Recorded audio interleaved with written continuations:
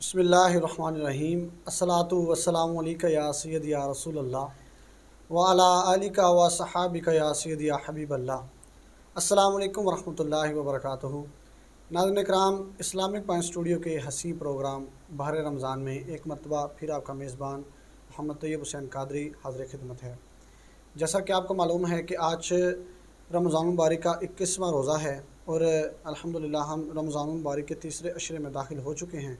तो अल्लाह तबारक व तआला हमें ये पहले भी हम अक्सर ये यूँ कहा करते हैं कि हमें रमज़ान मुबारक का अदब व एहतराम करने की तौफ़ीक अता फ़रमाए।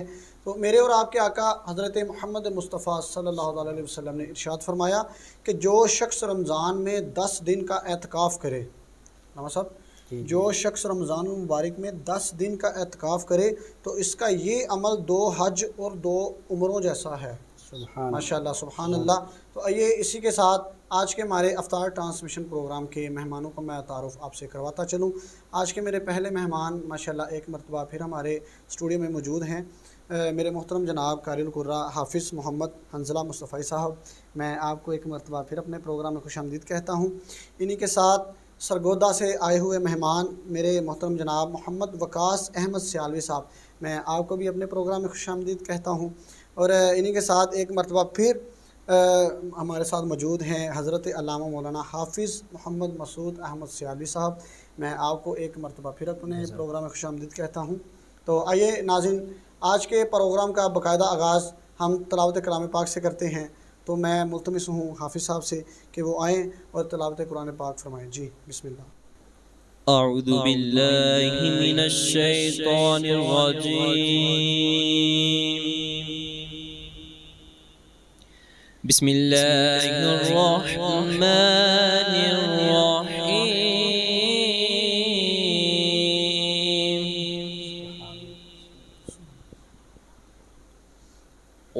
वत्तीनि वस्सैतून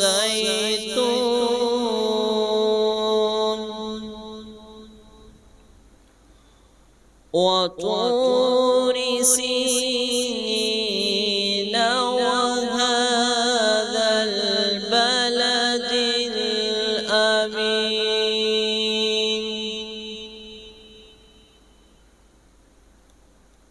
लक़द ख़लक़नल इंसान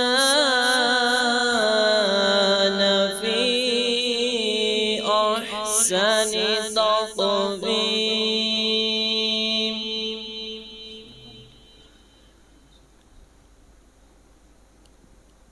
वत्तीनि वस्सैतून वतूर सीनीन वहाज़ल बलदिल अमीन।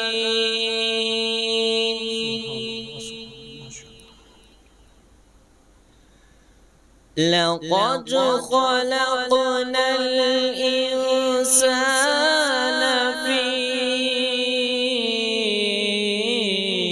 अहसनि तक़वीम थुम्मा रददनाहु अस्फल साफिलीन।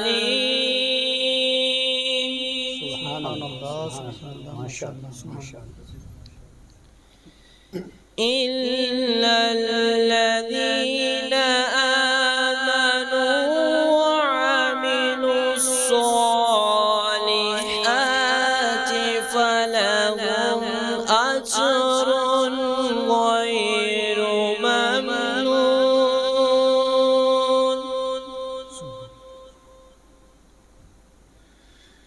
फमा युकज़्ज़िबुक बअद बिद्दीन।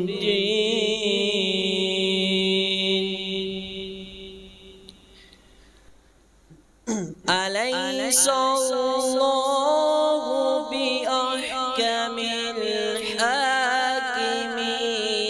बिस्मिल्लाहिर रहमानिर रहीम। क़ुल हुवल्लाहु अहद।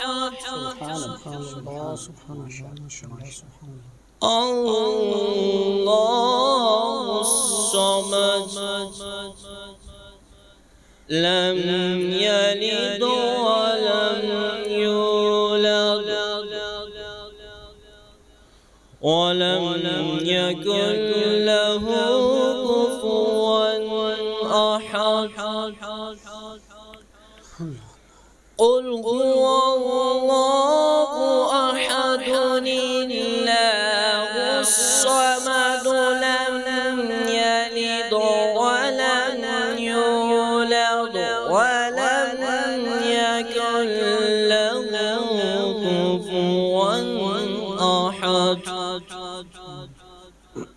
ولم يكن له كفوا أحد صدق الله العظيم وصدق رسوله النبي الكريم الأمين माशाल्लाह माशाल्लाह सुभान अल्लाह माशाल्लाह कार सब बहुत अच्छी तिलावत कलाम पाक फरमा रहे थे।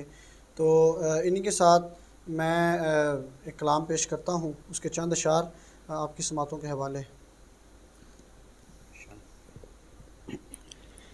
रातें भी मदीने की, बातें भी मदीने की, रातें भी मदीने की, बातें भी मदीने की, रातें भी मदीने की,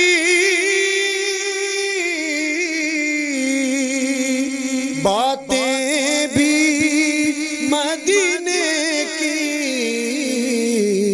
जीने में ये जीना है, क्या बात है जीने की, जीने में ये जीना है, क्या बात है जीने की। और कर सब तवज्जो कीजिएगा। अरसा हुआ तैबा की,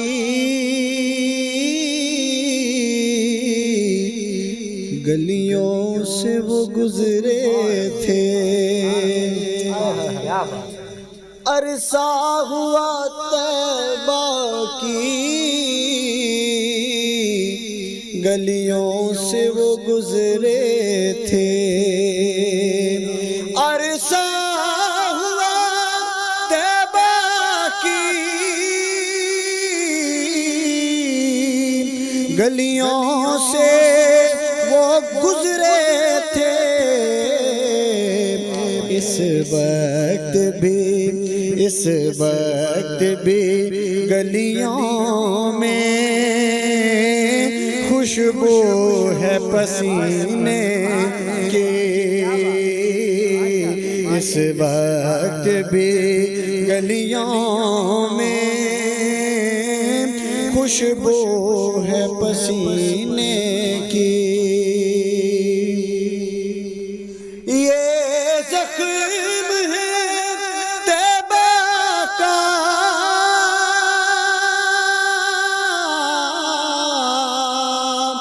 ये सबको नहीं मिलता,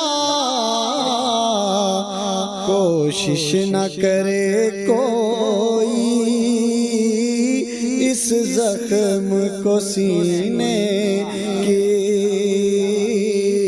कोशिश ना करे कोई इस जख्म को सीने की। और बकता हर साल के आने का एजाज मिला मिर्जा, हर साल के अरे हर साल के आने का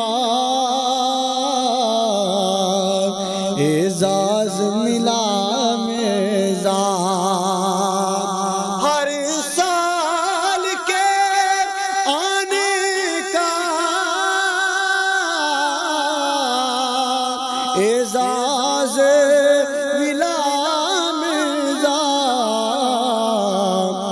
कि सरकार बनाते हैं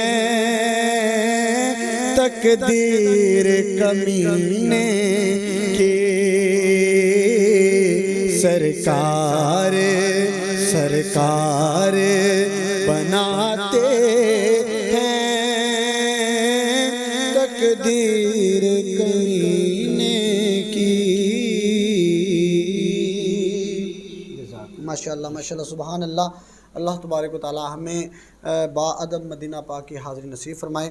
तो अभी चलते हैं अल्लामा साहब की तरफ। तो अल्लामा साहब, एक बहुत ही खूबसूरत सवाल है आपकी तरफ कि मोतकिफ़ को इत्काफ़ में बैठने से पहले किन चीज़ों का जानना ज़रूरी है, इसके बारे में आप थोड़ी सी रहनुमाई फरमा दें। जी भाई तैयब हुसैन कादरी साहब, माशाल्लाह आपका प्रोग्राम बहुत ही प्यारा प्रोग्राम है और आप जिस तरह लोगों की इस्लाह फरमा रहे हैं तो मैं आपका बेहद मशकूर हूँ, जैसे आपने मुझे भी बुलाया है। तो आपने एक सवाल बहुत ही प्यारा किया है और बहुत अच्छा सवाल है, लोगों के लिए जानना ज़रूरी है कि लोगों का ये दिल होता है नौजवानों का कि हम इत्काफ़ पे बैठें, लेकिन उससे पहले इत्काफ़ पे बैठने से पहले जो है ना वो उनको एक मसला जानना बहुत ज़रूरी है। वो ये कि जिस मस्जिद में उन्होंने बैठना है जाके मस्जिद की इंतज़ामिया से मिल लें या इमाम मस्जिद से मिल लें या उधर के जो रिहायशी लोग हैं उनको, जिसको मस्जिद का पता है, जिन्होंने मस्जिद बनाई है, उनसे जाके पहले ये पूछ लें कि मस्जिद की हदूद कहाँ तक है, मस्जिद की हदूद कहाँ तक है। अगर उस मस्जिद की हदूद का उस इत्काफ़ पे बैठने वालों को नहीं पता होगा तो फिर उसका इत्काफ़ टूट सकता है। मतलब ये उनके लिए ज़रूरी है, ये उनके लिए ज़रूरी है कि ये जैसे कि ये मस्जिद का मेहराब होता है, ये भी मस्जिद की हदूद से बाहर होता है। अच्छा अच्छा अच्छा, मस्जिद की हदूद के बाहर होता है। और जैसे जहाँ पे जूतियाँ उतारते हैं वो मस्जिद की हदूद के बाहर होते हैं। वज़ू खाना मस्जिद की हदूद बाहर होता है, वाशरूम वगैरह तो बाहर भी होते हैं ना। जी। और और फिर ये जो अजान वाला कमरा होता है जी, वो भी मस्जिद की हदूद के बाहर होता है। और जहाँ पे बाद ऐसे कमरे होते हैं जहाँ पे चटाइयाँ और सफ़ें वगैरह रखी जाती हैं वो भी मस्जिद की हदूद के बाहर होती हैं। और फिर कोई मस्जिद के साथ अटैच कोई मज़ार होता है और मोतकिफ़ जाके उधर जाके फ़ातिहा वगैरह पढ़ लेते हैं, या मस्जिद के साथ मदरसा होता है और उसको मस्जिद समझ के उधर चले जाते हैं।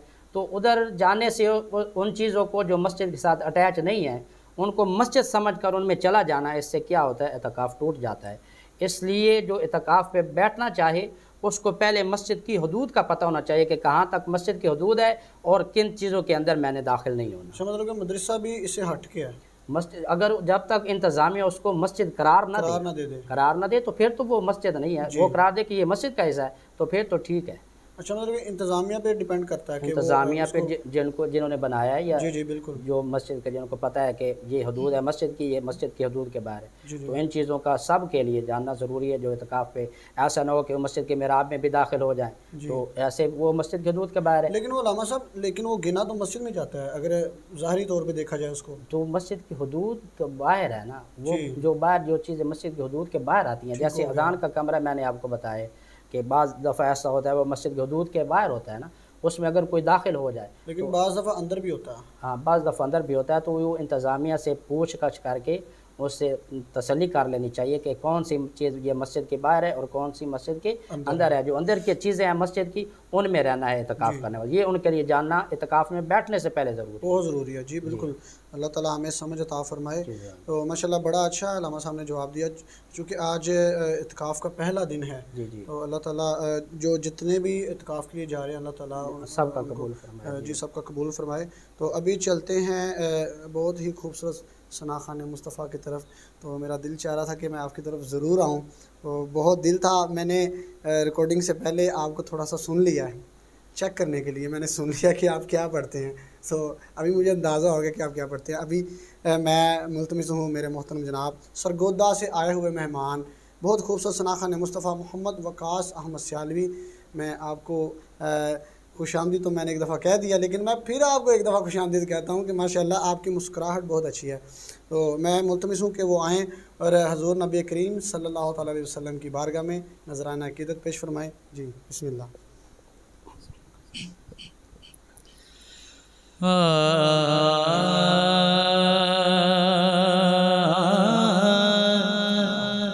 तो सायत रूप जन जान दे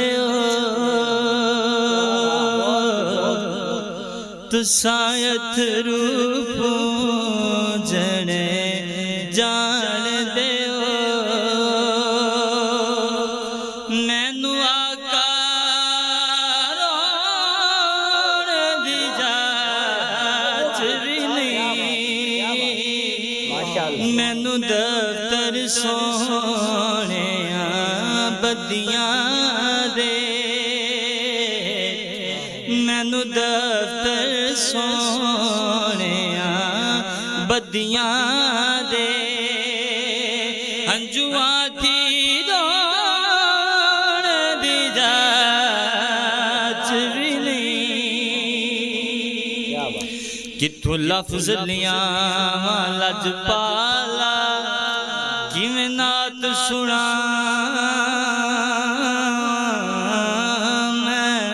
लजपाला कि तू लफ्ज लिया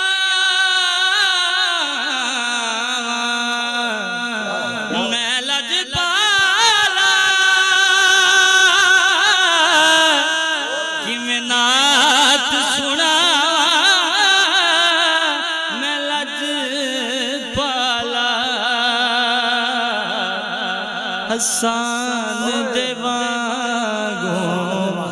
महबूबा मैनू नात सुना दी जाच भी नहीं वअहसन मिन कलम तरकत ऐनी वअजमल मिन कलम तलिदिन निसाउ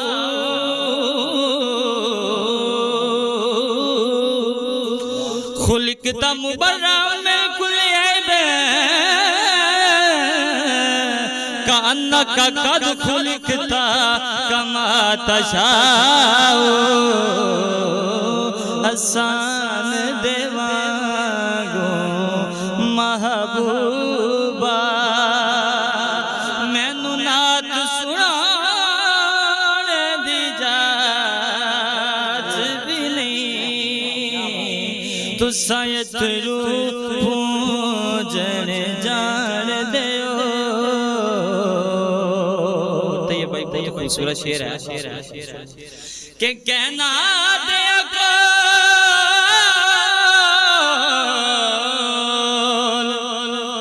बुला मैनू कहना ते ना तड़पा मैनू कहना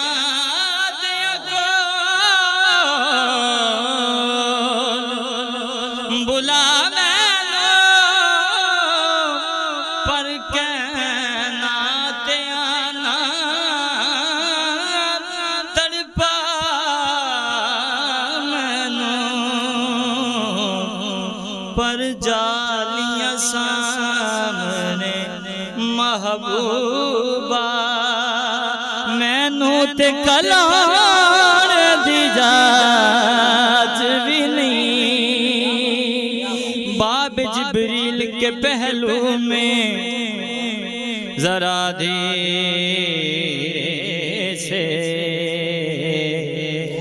फख्र कहते हुए जिब्रील को पाया गया कि अपनी पलकों से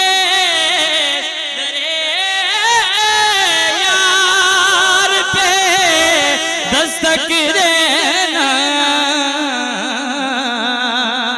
ऊंची आवाज हुई उम्र का सरमाया गया पर जालियां सामने महबूबा मैनू ते कलाण दी जाच भी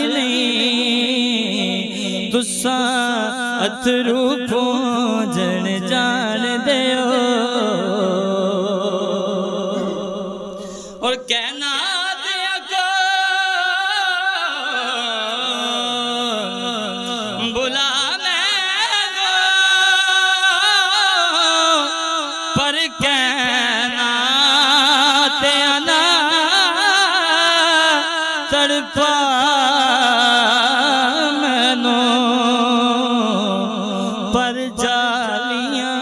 सामने महबूबा मैनू ते खलाण दी जाच भी नहीं तुसा अथरू पूजन जान दियो और मैं गफलत दा बंजारा कुल उम्मत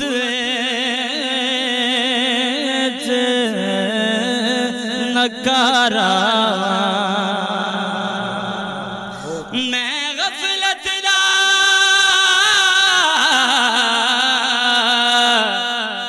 बंजारा आका जी कुल उम्मत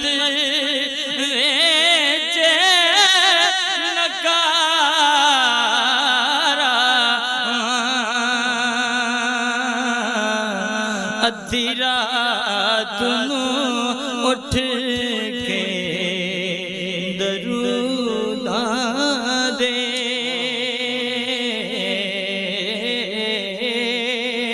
अद्धी रात नू उठ के दरूदा दे मैनू हार पराण दी जाच भी तुसा अथरू पूजन जान दियो मैनू आकार दी जाच भी नहीं मैनू दफ्तर सोने बदियां दे अंजुआ दी दो जाच भी नहीं तुसा अथरू पूजन जान दियो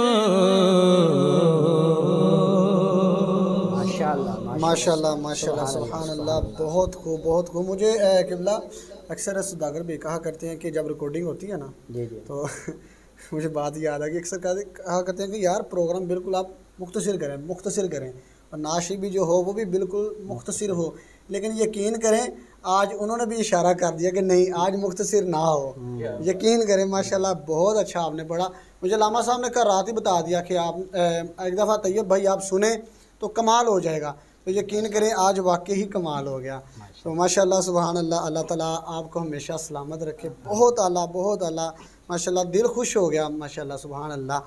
तो आइए अभी हम चलते हैं अल्लामा साहब की तरफ। एक बहुत ही खूबसूरत सवाल हमारे पास मौजूद है कि अल्लामा साहब इत्काफ़ में बैठने के बाद किन चीज़ों का जानना ज़रूरी है, इसके बारे में आप थोड़ी सी रहनुमाई फरमा दें हमारे नाज़रीन को। जी जी तैयब भाई आपने माशाल्लाह बहुत अच्छा सवाल किया है। पहला सवाल आपने किया है कि इत्काफ़ में बैठने से पहले मसाइल किन का जानना ज़रूरी है, और अब आपने ये सवाल किया है कि इत्काफ़ में बैठने के बाद किन मसाइल का जानना ज़रूरी है। तो इत्काफ़ पे जो हमारे दोस्त अहबाब बुज़ुर्ग बैठते हैं उनके लिए सबसे पहले चीज़ जो है ना तैयब भाई वो ये है कि उन्होंने मस्जिद के बाहर जाना तो होता है, उन्होंने वाशरूम वगैरह इस्तेमाल करना होता है, इस्तिंजा वगैरह के लिए जाना होता है, तो वो जाएं जल्दी और वापस आ जाएं। उधर किसी के साथ खड़े ना हों, बातचीत ना करें, ऐसे ना करें, हाल वाल पूछना ना शुरू कर दें। अगर कोई उनको बुलाए तो वो कहें कि मेरा इत्काफ़ है, मैं इत्काफ़ में बैठा हूँ। ये बात क्या है कि फ़ौरन वापस आ जाए। अगर उधर हाल वाल उनका पूछने लग जाएगा या उनकी खैरियत दरियाफ़्त करने लग जाएगा तो इससे क्या होता है, इससे इत्काफ़ टूट जाता है। ऐसा तो ये होता है कि अगर जिस बंदे को पता हो तो इत्काफ़ उसका टूटेगा, लेकिन अगर जिस बंदे को पता ही नहीं है कि ये मस्जिद की हदूद से बाहर हम खड़े हैं तो हम फिर भी किसी से बात कर रहे हैं, तो उसके लिए क्या है? उसके लिए ये है ना कि उसको मसले का पता होना चाहिए ना। ये तो मैं कह रहा हूँ कि उसको पता होना चाहिए कि मैंने बैठना है, पहले किन मसाइल का पता है मुझे होना चाहिए, और बैठने के बाद ये इसलिए तो बयान कर रहे हैं कि जिन जो बैठे हैं उनको इनका पता होना चाहिए कि अगर जाना है तो जल्दी जल्दी वापस आ जाए। और फिर एक बात है कि जब वज़ू करने बैठना है तो फिर उधर इस तरह की कोई साबन पे देर लगानी है या टूथपेस्ट पे देर लगानी है, बल्कि इस तरह नहीं करना है। जब अगर जाके वज़ू करना है तो फिर क्या करना है, अपनी आस्तीनें पहले मस्जिद में चढ़ा लेनी है, अपनी घड़ी मस्जिद में ही उतार लेनी है। मस्जिद में उतार के मस्जिद में मिसवाक करके फिर जाना है, जल्दी जल्दी वज़ू करके वापस आ जाना है। जी जल्दी जल्दी वज़ू करके वापस आ जाना है। और फिर अगर वज़ू पे शक हो कि मेरा वज़ू नहीं है, वज़ू पे वज़ू करना ये एतकाफ़ में नहीं है। अच्छा अच्छा, ये वज़ू पे वज़ू नहीं, अगर शक है तो फिर दोबारा वज़ू नहीं करना। अगर पक है कि मेरा वज़ू टूट गया, फिर जाके दोबारा जल्दी जल्दी वज़ू करके आप वापस आ जाएं। अगर शक है तो फिर आपने नहीं जाना। और फिर वज़ू पे वज़ू ये ऐसा नहीं करना। और फिर जैसे मैंने पहले बताया कि जल्दी जल्दी जाके वज़ू करके हसीने पहले चढ़ी हुई हूँ और वज़ू करके वापस आ जाना। अगर कोई टोपी वगैरह रुमाल वगैरह आपका नीचे गिर जाए, उसको उठा के अगर धोना शुरू नहीं कर देना, उठा के वापस आ जाना है। और फिर किसी अपने दोस्त बाप को कहना कि जाके वो धो ले। जो बाहर के जो नमाजी होते हैं वो अगर आते हैं। और फिर एक जो बात है, जिन मसले का आप कह रहे हैं कि एतकाफ़ के बैठने वालों को किन चीज़ों का पता होना चाहिए, एक ये पता होना चाहिए कि वॉशरूम में जल्दी जाके आना है, वज़ू जल्दी करके वापस मस्जिद में आना है। और फिर एतकाफ़ में ये शौकिया गुस्ल की इजाज़त नहीं है जी कि आज गर्मी बड़ी है तो दिन में 2-3 मरतबा मैं चलो गुस्ल ही कर लूँ, थोड़ा सा बंदा ठंडा हो जाए। ठंडा हो जाए। तो ये जो शौकिया गुस्ल है ना, इसकी एतकाफ़ में इजाज़त नहीं है। हाँ, अगर मसला हो जाता है बंदे को, बंदा नापाकी की हालत में हो जाता है, तो फिर वो अपना गुस्ल कर ले। और फिर जो गुस्ल पे जो बैठे हैं एतकाफ़ पे, वो अपने 2-3 जोड़े भी उधर ही रखें मस्जिद में। और फिर वो अपना पेट ख़ास तौर पे मस्जिद में अपना पेट दुरुस्त रखे। मस्जिद में हवा खारिज करना ये नाजायज़ है, तो वो कम खाएं और थोड़ा सोएं, यानी इबादत ज़्यादा करें, इतकाफ़ी, ताकि उनको लज़्ज़त हासिल हो। वज़ू आपने पेट की बात की, कम खाए, वज़ू ऐसे टूटेगा तो फिर बंदा बार बार जाएगा, बार बार वो जाएगा। नामुनासिब सी बात हो जाती है। और फिर वो रूहानियत वो नहीं मिलती जो इतकाफ़ में होती है। अल्लाह ताला हमें अमल करने की तौफ़ीक अता फ़रमाए। जज़ाक। चूँकि अभी ये हमारे नाज़िन को ये पैगाम भी जाएगा, तो कोशिश कीजिएगा कि जो दोस्त अहबाब एतकाफ़ पे बैठ जाएंगे या जिन्होंने नहीं अभी बैठना, मतलब कि जो अभी जिन्होंने नहीं बैठना, वो कम से कम जो लोग बैठे हैं उनको लाजमी ये पैगाम ज़रूर दें। तो मैं आपकी तरफ फिर चलता हूँ, आप एक अपनी मर्ज़ी से कलाम सुना दें हमें।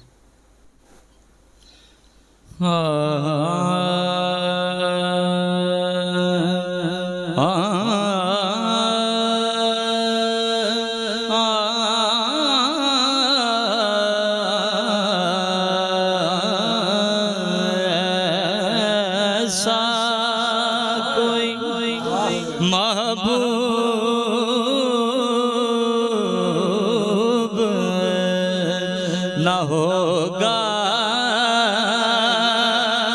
न कहीं है।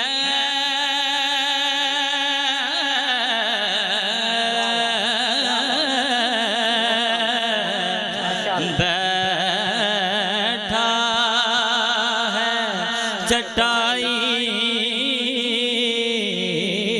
पे मगर अर्श नशी है।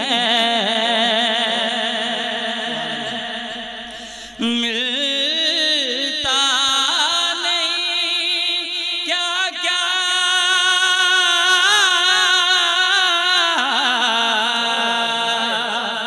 दो जहां को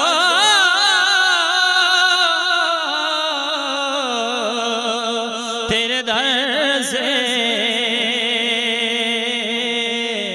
एक लफ्ज़ नहीं है जो तेरे लब पे नहीं है। ऐसा कोई महबूब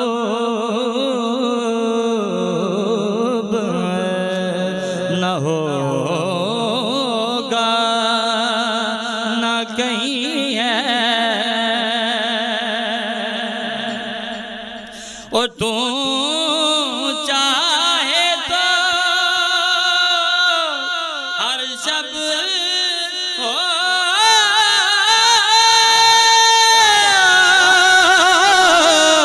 तेरे लिए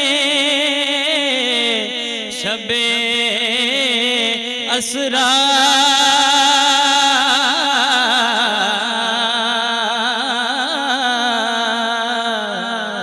क्योंकि तेरे लिए दो चार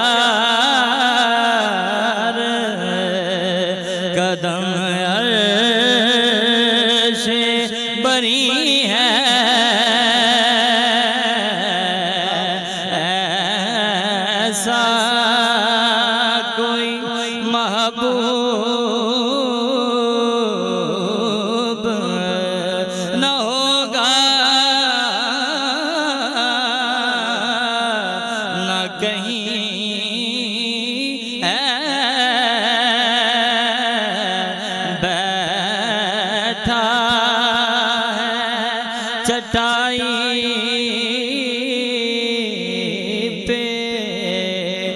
मगर अर्श नशी है।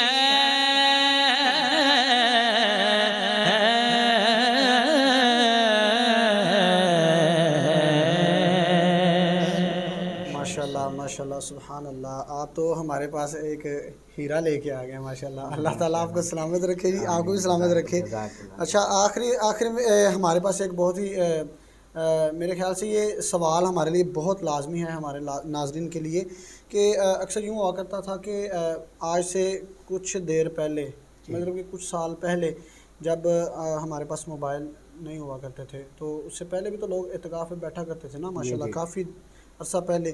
तो अल्लामा साहब, सवाल ये है कि इत्तिकाफ़ में जो लोग मोबाइल इस्तेमाल करते हैं, इसकी शरई हैसियत क्या है? इसके बारे में हमारे नाज़रीन को, ये मैं ज़रूरी समझता हूँ कि इसके बारे में रहनुमाई हो जाए उनकी। जी जी, बिस्मिल्लाहिर्रहमानिर्रहीम।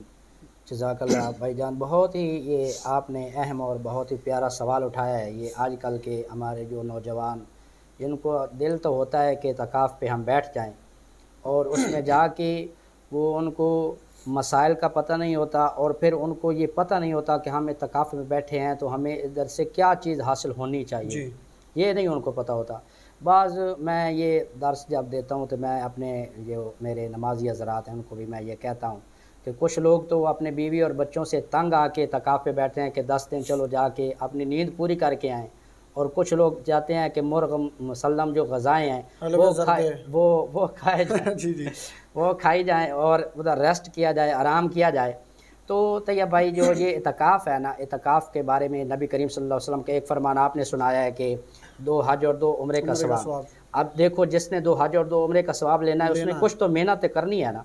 और फिर नबी करीम सल्लल्लाहु अलैहि वसल्लम का फरमान है कि जिसने अखलास के साथ रमज़ानुल मुबारक के 10 दिन का इत्तिकाफ़ किया, उसको अल्लाह ताला 1000 साल का इबादत का सवाब अता फरमाएगा।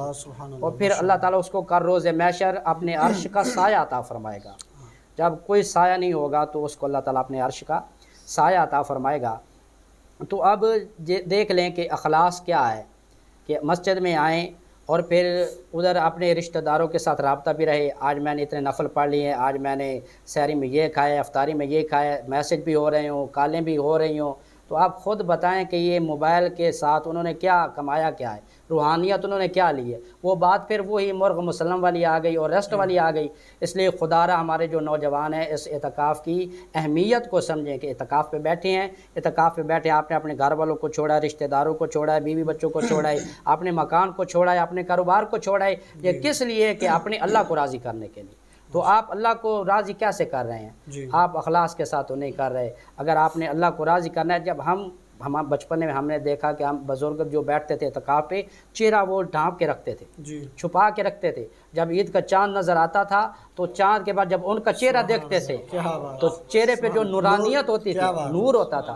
तो अब किसी का कोई नज़र नहीं आता, अब तो कोई ऐसी चीज़ नहीं। तो खुदारा जो जिनका दोस्त अहबाब इत्तिकाफ़ पे बैठ जाएँ, वो उनको सारे दिन की रिपोर्टें ना जाके दें, आज दिन को ये हुआ, आज दिन को ये हुआ है, और उनके सारी जाके बातें ऐसे हंसी मजाक और गालियाँ और फिर ये दुनिया के बाद ये सारा कुछ छाड़ दें। अल्लामा साहब, एक और चीज़ जी, मैं अल्हम्दुलिल्लाह मैं भी बैठा हूँ इत्तिकाफ़ पे, तो आज से मेरे ख्याल से कुछ 4-5 साल पहले, तो उसमें मैंने ये चीज़ ज़रूर देखी है कि मेरे साथ कुछ ऐसे दोस्त बैठे थे कि उनके पास मोबाइल भी था। तो जब सहरी या अफ्तारी का वक़्त आना, उन्होंने घर में फ़ोन करके वो अपना जो खाने पीने का सामान है वो मंगवाना। तो मैं इसको भी गलत समझता हूँ। इसके बारे में आप थोड़ी सी ज़रा। तो ये भाई वही तो बात कर रहे हैं ना, वही बात कर रहे हैं कि वो उनका ये प्रोग्राम ही ये है, फ़ोन कर लिया घर में, यानी कि इधर घर में बातें भी हो रही हैं, अपना बताया भी जा रहा है कि मैंने आज इतने नफल पढ़े हैं, आज मैंने ये पढ़ा है, आज मैंने ये पढ़ा है, और आज आप मेरे लिए क्या बनाएंगे, आज मेरे लिए ये बना के ले आना। यानी वो खाने पीने का प्रोग्राम है। तो मैंने पहले जैसे बयान किया कि खाना तो उधर बिल्कुल कम है, सोना तो बिल्कुल कम है, उधर करना क्या है, वो तो अपने रब को राज़ी करना है। रब को राज़ी करने के लिए आए हैं, तो फिर उधर मोबाइल रखना और बातें दुनिया की करना। तो 10 दिन खुदारा अपने मोबाइल को बंद कर दें, अपने दोस्तों को भी सलाम कर दें और रिश्तेदारों सबको कह दें कि वो इत्तिकाफ़ पे बैठ गया हूँ और अब मेरे लिए सब दुआ करें, मैं आप सब लोगों के लिए दुआ करता हूँ। माशाल्लाह सुभान अल्लाह। अल्लामा साहब ने बड़ी अच्छी रहनुमाई फरमाई। अल्लाह तबारक व तआला हमें अमल करने की तौफीक अता फरमाए। तो इसी के साथ अपने मेज़बान तैयब हुसैन कादरी को इजाज़त दीजिए। आखिर में हम चलते हैं एक नाशिफ़ की तरफ। बहुत शुक्रिया, दुआ में याद रखिएगा। अल्लाह निगहबान।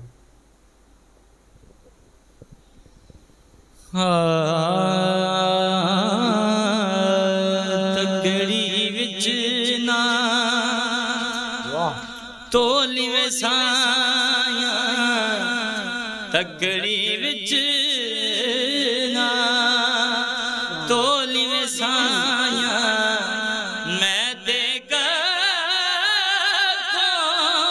होली वे साया तगड़ी विच ना रखिया विच अखियां हो रखिया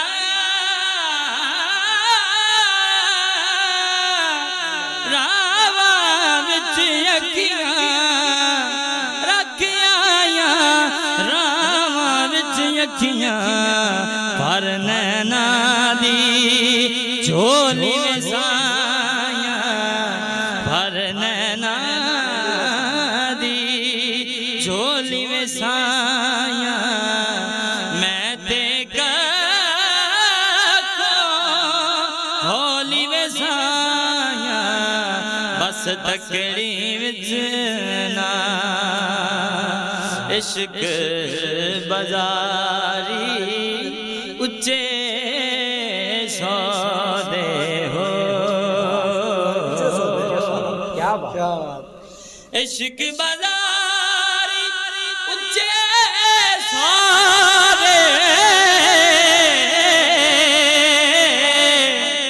इश्क बाजारी उच्चे सौदे पर साड़ी सस्ती बोली में साया साड़ी सस्ती बोली में साया मैं तेगा होली में साया तकड़ी विच ना तोली में साया तकड़ी विच ना तोली में साया मैं तेगा होली में साया तकड़ी विच ना